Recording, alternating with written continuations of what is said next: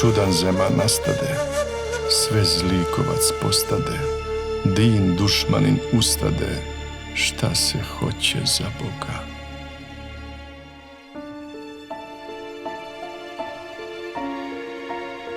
Tačno je da su me komunističke vlasti poslije Drugog svjetskog rata osudile na višegodišnju robiju i oduzeli mi građanska prava. Bila je to cijena časti i slobode.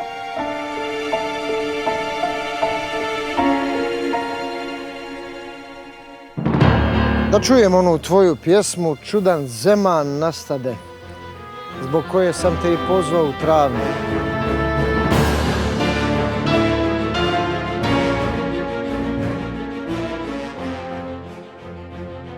Šta je, Ilhamija?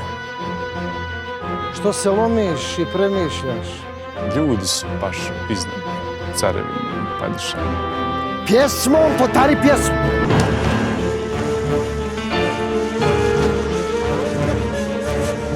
Kad budeš umirao, paša, sjeti se mene i moje riječi. Putuj.